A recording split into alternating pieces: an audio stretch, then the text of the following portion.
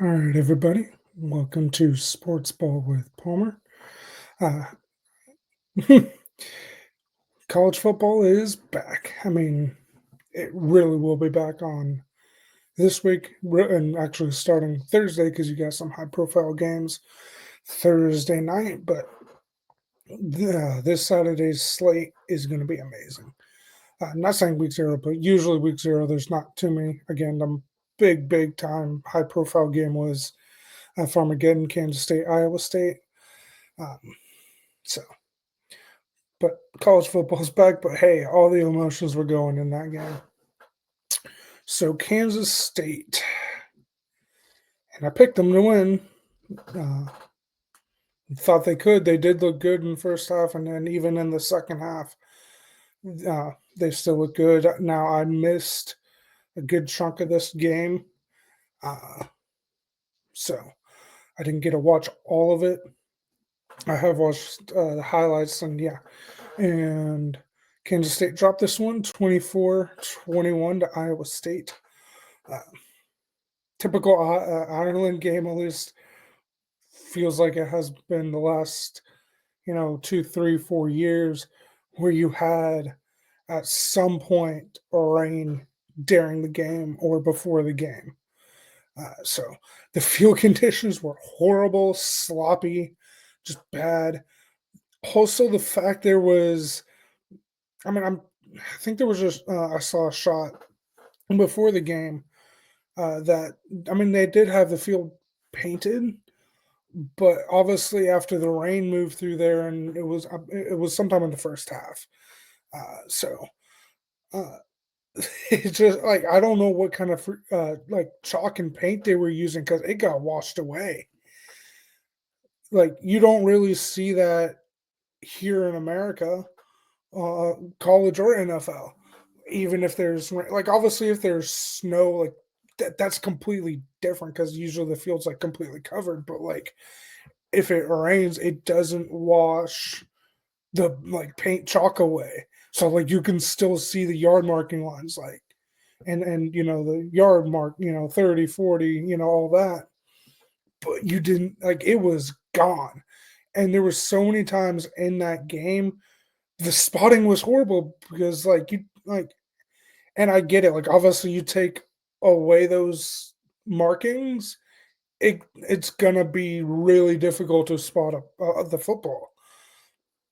But like there was like a couple times in the second half, because K-State went for it a couple times, but on one, I don't remember, can't remember the exact scenario. I meant to write it down, but they went for it on fourth, and Avery Johnson kept it.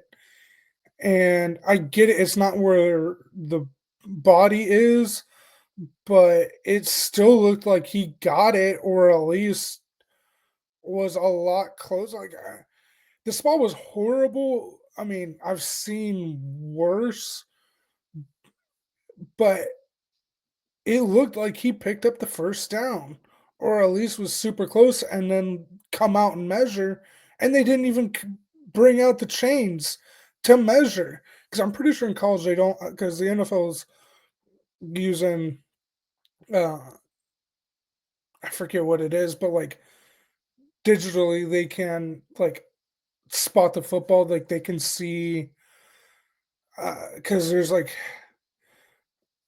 there's something in the football, and then like with the chains that can like see where the football is at. I don't think that's at the college level. Now it could be in the future, especially after something like this, where they'll put that technology on the college side too. So I don't think it's on the college side, but like the fact that they didn't even bring out the chain people, the chain gang to measure. Because I mean, I still thought it was a horrible spot, but like I'll at least come out and measure because even with as bad a spot as it was, I still thought like, okay, still come out and measure this, and they didn't. So that was really interesting. But if you would have told me before the game, because Avery Johnson was 21 of 30, had 270 yards, 2 touchdowns, and no turnovers, because Kansas State turned the ball over twice, but it was on fumbles from not Avery. Well, I mean, one of them was so K State got Iowa State 3-and-out to start the game and forced them to punt, and then Dylan Edwards fumbled the football on the punt and got hurt on the play. I mean, he's a playmaker. I mean, one guy doesn't make everything. Like, you have to adjust, and they still did a good job adjusting. But you lose a playmaker like that. It's one thing if like during practice, like during the week, like okay, you can kind of game plan it. Like, it's a little bit different losing them in the game, especially basically first play of the game. So I think that had a factor. But if you would told me Avery Johnson, like, yeah, there was times he looked a little like last year, but there was times like because I'm pretty sure they have a new offensive coordinator. But so he looked better. He looked improved. And I know this is the first game, like actually live action, not just fall camp, spring camp, summer camp, whatever. Like, this was actually first like real football. But there was throws like he hit Jace Brown on a big touchdown pass. Uh, that that was a really good throw. And then when they were trying to stay in the game there in the fourth quarter, he hit a big time throw to Bradley, uh, Jerron Bradley, down the sideline. Like, it, great throw, like excellent throw. And then on another one of their fourth down attempts, he did a good job. And I think it looked a little designed for him to roll left, but he did a good job rolling to his left and made a really good, accurate throw, and the receiver just dropped it. So you hit and it would have been a first down. So, and then late in the game when they went for it on fourth, well, I believe it was when Avery had it and didn't get it because they were out their own 29, but like there wasn't a lot of time left. Like, they needed to do something. And then I give Iowa State credit. They played well. Both teams ended up over 100 yards, which Iowa State had a lot more in the second half.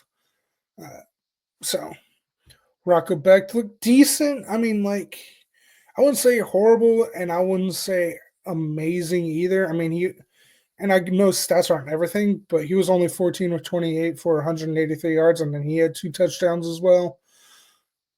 So, and both. Well, Avery actually ended up with 3 total, so he had 2 passing and 1 rushing, and Becht only had the 2 passing touchdowns and for 183 yards. If I didn't say 183, he only had 183 yards. So, like Avery Johnson had the better statistical day, and Avery also ended up with 20. I mean, not horrible, like especially for a quarterback, not bad. Like 21 yards rushing. So, but I really feel like, and again, like you gotta play. Like, this is football. Like, you're gonna have weather, especially the later in the season we get. But the field conditions were horrible. So I feel like that definitely played a factor into, especially with his rushing ability, Avery's rushing ability. So, but, and I said it when I previewed this game, and I'm not just saying this again because they lost. This game should not have been played in Ireland. You gave up a home game. Like, it would have been one thing if this was a non-con. Like, I still wouldn't have really liked it, but if this was a non-conference game, fine, whatever. Still wouldn't like it, but whatever. It's a non-conference game. Even if you're still giving up a home game, okay. But this was a conference game, a rivalry game, And again, I still think, like, especially with it being a home game too, like, you gave up that all for Gene Taylor to go freaking have a drink across the pond. Like, that's stupid. Uh, Not saying they would have won this game had it been played in Manhattan, but I would have liked their chances a little bit better. But now you're kind of sitting here. Well, you've now lost three straight, and you've now lost 5 of 6 to Iowa State. We're now kind of sitting here at a point. Has Iowa State as a program in football passed Kansas State? Now, a lot of these games have been close. So, but you would have, I mean, obviously, and like kind of looking, and it was kind of hard to tell who maybe had the edge fan wise. But there was a lot of K State fans, and there was obviously a lot of Iowa State fans too. But you would have had the home crowd in Manhattan. Yeah, obviously there would have been Cyclone fans there because whether football, basketball, like Iowa State fans do travel really well. But you know, maybe you end up pulling this out at home in Manhattan. But now you're 0-1, and not just 0-1, you're 0-1 in conference play. And I'm not going to Benedict and pick someone else. Like at this point, especially like my season predictions, my conference, like who I have picked to win, like I'm not going to go back. Like, hey, I'm either going to end up being right or I'm going to end up being wrong. But I don't think they're going to win the Big 12 now. I I know there's 11 games left in. Anyone that does comment and want to say, "Hey, there's 11 games," like, yeah, I realize that, but at least lately they haven't been awful on the road, but they have struggled on the road. I mean, you got whipped at BYU last year, and now they won at Colorado, but you got whipped at BYU. You lost some big time road games. And offhand, other than BYU, I mean, there was others, but to win the Big 12, I feel like you could. Three's kind of pushing it, but like really no more than three conference losses, and they have some big conference. They got to go to Baylor. They've kind of struggled there. They've got to go to Utah. I mean, it's BYU, so you're in the mountain, like at elevation. That's going to be a tough game, and I think Utah is going to be improved this year. And Stillwater at Oklahoma State. So that's three tough road. And I mean, I guess you can throw in Kansas because I mean, honestly, yeah, the last 2 years, Kansas has almost beaten them now, almost. And a win is a win and a loss is a loss. So I'm not going to say that. Like, but you got some tough road conference games, and you've already dropped one that you really needed to take. So, and that would put you 8-4 because there's either 3 or 4 games. So they'll play North Texas, then they'll play Army, and then either one of their other non-con, and then Arizona somewhere in there, or maybe Arizona's after uh, Baylor. But you got some so tough, especially road conference games. So if you win everything else and then you drop those, I mean that's 8-4 with 4 conference losses. I don't see them getting to Arlington with that record with 4 conference losses. And I was saying it, the winner of this game is going to have the early inside track to go to the Big 12 championship game to go to Arlington. And Iowa State has that advantage, has that edge right now. So frustrating. They got to bounce back next. I'm not worried again. Was it North? I'm pretty sure it's North Texas that they'll play. Don't hold me to that, but I'm pretty sure it's North Texas that they'll play next. So, actually, I will look that up.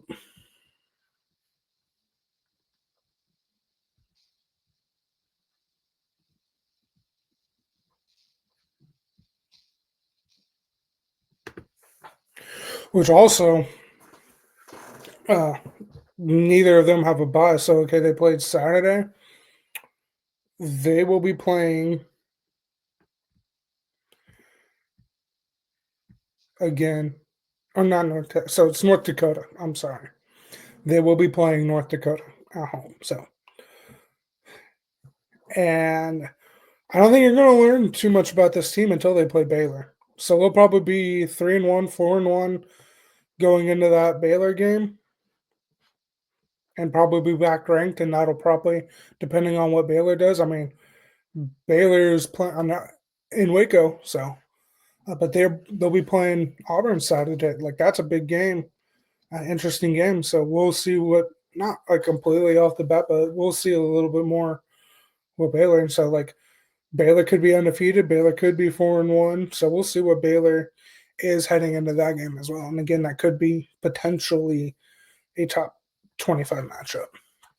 So, but for sure, like you can't, let this affect you next week. But they should, and not just win, they should win comfortably against North Dakota. So we'll see. But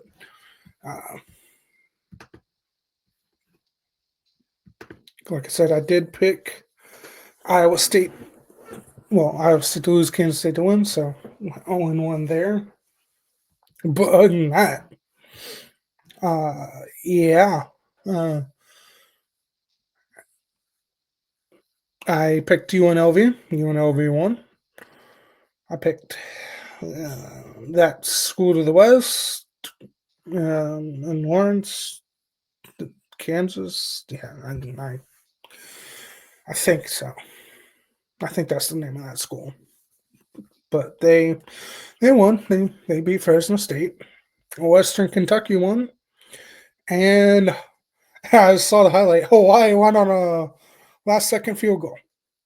So I at least got those four right. So I went 4-1 with my picks. So kind of happy. Hey, at least the winning record was one game away from being undefeated on the week, which at least on a short week like that, that's a little bit more plausible.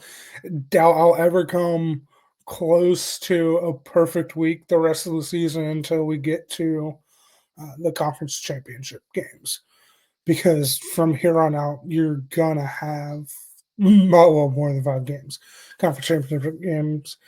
It'll go down to 4, 5, because I'll probably even pick like the MAC and like the American. I'll pick those. So like 7, 10 games roughly. So not too much. And then of course, after that will be Army Navy, which is always a standalone game. So that's I'm either going to be 1-0 or 0-1 when I pick that game.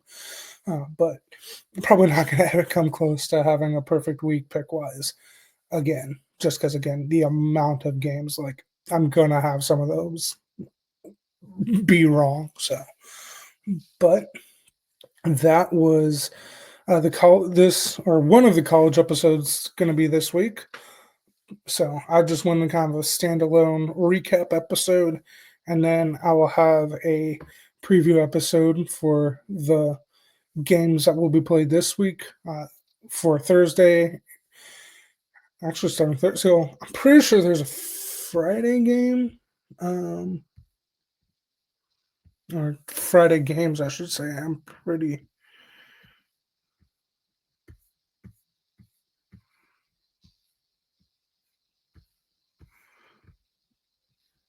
Come on. Yeah. There's Friday games. So you'll have games Thursday. You'll have games Friday, Saturday. Of course, Saturday. There's actually at least one, maybe two. I know for sure one because Miami and Notre Dame play Sunday night, and then TCU will play. I'm pretty sure. Yeah. Well, they're not top 25, but it should if I just give it. Yeah. I can remember if they play Saturday. Yep, they play Monday. So TCU will play the Fighting Bill Belichick's, aka North Carolina, on Monday night. So there actually is 2 on Sunday. Virginia Tech and South Carolina will play on Sunday. So we will have college football from Thursday to Monday this week, and then of course week 2, and then next week is, I believe, when NFL Week 1 starts. Or maybe it's the following Thursday. So NFL regular season is about back, but college football is back. Can't wait for this weekend. It's going to be a fun weekend because there's some big games on the slate. So thank you for watching. Thank you for listening. Please like and subscribe the video and share with all your friends. And don't forget to hit that little bell to get notified when I do post new videos. So thank you. I hope you have a wonderful Monday.